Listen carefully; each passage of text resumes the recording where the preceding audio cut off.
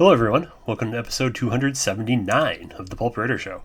My name is Jonathan Muller. Today is November 24th, 2025, and today I'm discussing 5 things I am thankful for as an indie author for this Thanksgiving-themed episode. As you might guess, I am recording this a little early to get ahead of the Thanksgiving holiday, but all the news and updates should still be current. We will start off with a coupon of the week and then a progress update on my current writing and publishing projects. First up is Coupon of the Week, and this week's coupon code will get you 25% off all the ebooks in the Ghost Exile series at my PayHip store. And that code is EXILE2025, EXILE 2025. And as always, the coupon code and the link to my store will be available in the show notes. This coupon code is valid through December the 8th, 2025. So if you need a new ebook this winter as we head into the Christmas season, we've got you covered. Now an update on my current writing, publishing, and audiobook projects. Blade of Shadows is done, and it should be available on all the ebook stores, Amazon, Barnes & Noble, Kobo, Google Play, Apple Books, Smashwords, and my own PayHip store. Initial reviews and reactions have been positive, so thank you all very much for that. My next main project is Wizard Assassin, and that will be the 5th book in the Half-Elven Thief series. If my math is right, I think I'm about 25% of the way through the rough draft, and my goal is to get that out on Amazon and Kindle Unlimited before Christmas 2025, which will make, hopefully, if all goes well, Wizard Assassin the final book I publish in 2025. The first book, hopefully, I publish in 2026 will be Blade of Storms, the 3rd book in the Blades of Ruin epic fantasy series and the direct sequel to Blade of Shadows. I am about 1,000 words into Blade of Storms, so just starting, and hopefully that will be the first book I publish in 2026, if all goes well. In audiobook news, Blade of Shadows, the status of that is pretty much the same as the last time I recorded 3 days ago. It's available at some of the audiobook stores, but it hasn't finished processing and gotten up on ACX yet. And that is narrated by Brad Wills. And we are approaching proof copies of the audiobook of Cloak of Embers, and that will be narrated by Hollis McCarthy. So that is where we are at with my current writing, publishing, and audiobook projects. So let's move on to our main topic in keeping with the Thanksgiving holiday, which is only a few days away as I record this and was only a few days past when this episode was live. And that is 5 things to be thankful for as an indie author. Because I do spend on the show a lot of time talking about the various challenges and difficulties of being an indie author, but there are a lot of things to be thankful for as well. So, as I said before, the Thanksgiving holiday is coming up here in the United States, and that day always leads to reflect on what we have to be thankful for.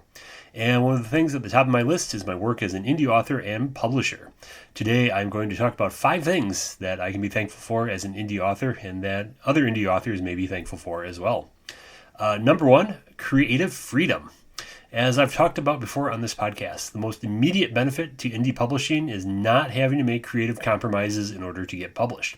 For example, you can make a series the exact length that you want it to be, not what the market can support. You can write in whatever genre, style, and using the themes you want without any interference. As we all know, traditional publishing is pretty trend-driven, and they seek out books that match trends because they are very risk-averse. There's a time about a decade and a half ago when publishers were outright telling authors not to submit books with goblins and orcs and other traditional fantasy creatures, for example. Instead of trying to change your book or writing style in order to get accepted by traditional publishing, indie publishing allows you to create and share the exact book that you want to, and then it can rise and fall on its own merits and how well you market it. In fact, what has been traditionally called genre writing, such as categories as science fiction and fantasy and mystery and so forth, have flourished without the constraints of traditional publishing. The internet and platforms like Amazon, the other ebook platforms as well, have made it easy for readers to discover books that fit in their preferred genres and styles, not what publishers think they want to read. Number 2, freedom from bad deals. The publishing industry, the traditional publishing industry, is not quite as exploitative as the music industry, but it is not through a lack of trying. Bad deals abound in traditional publishing because they are relying on the fact that new authors want to be published so badly that they are willing to compromise on things like royalty rates, exclusivity agreements, and control over rights. This mindset persists quite strongly even today, where if you go on any of the social media platforms, you'll see writers desperately trying to get themselves an agent rather than doing what they should be doing is self-publishing and learning digital marketing. The amount paid out in advances, which is the amount that publishers pay authors before a book is released, are decreasing, and fewer books are earning out, which means that the author receives royalties beyond the initial advance. Romance writers are especially benefiting from indie publishing because one of the top publishers in that genre is known to make deals that don't favor the author, such as low advances and royalty rates, and they don't allow for contract negotiations. Indie publishing gives you the ability to get published and get your book to readers without taking a bad deal from a publisher, or worse yet, turning to scammers. And unfortunately, there are a lot of scammers out there. In indie publishing, where you publish is what determines how much you receive. Each platform has their own royalty setup and payment structures, and you will get paid far more often, usually monthly, sometimes quarterly, and have the ability to review book sales in real time instead of waiting for quarterly statements, if that, or sometimes biannual statements, from a publisher that feel like they're written in hieroglyphics. If you are publishing on a direct sales platform like Payhip or Shopify, you can get as much as 90% of each sale, and you don't have to wait for a book to reach the mysterious point where it earns out in order to get that money, because the money is immediately available to you, although usually after a period of 60 days or so. And if you are an indie author, you don't have to worry about your publisher canceling your active series because of sales that the publisher doesn't like, which is allowed in a standard traditional publishing contract.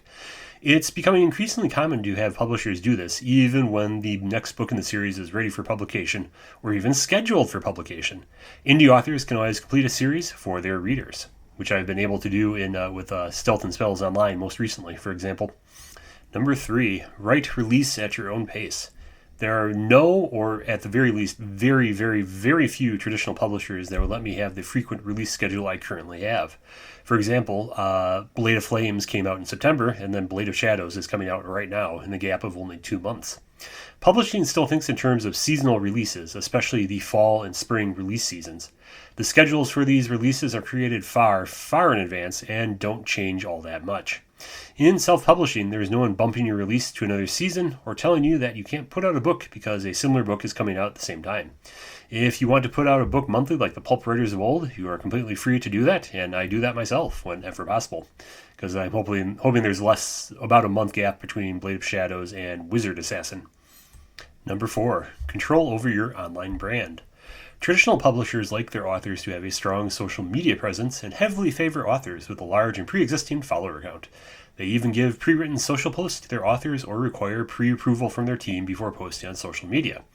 With indie publishing, you are completely free to exist online in the way that makes the most sense and is the healthiest for you, and no one is telling you what you can or you can't post.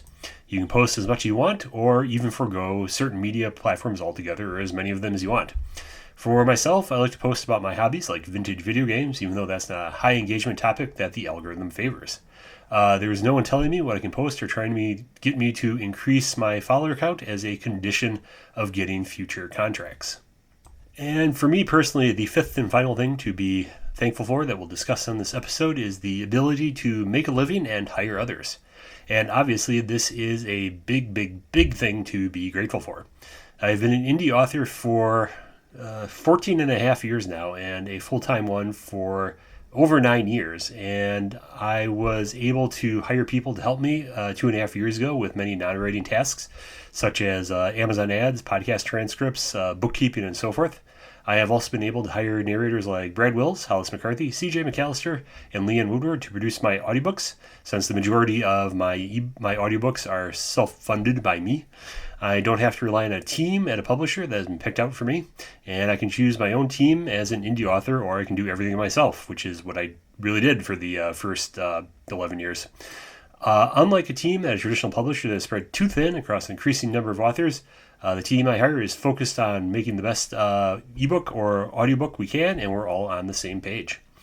The ability to make a living at my work and even hire others is because of all of you. I am very, very grateful for all of you who have read my books and listened to my audiobooks, and so thank you very much, and then we hope we have new things for you to read and listen to in the coming months and in 2026.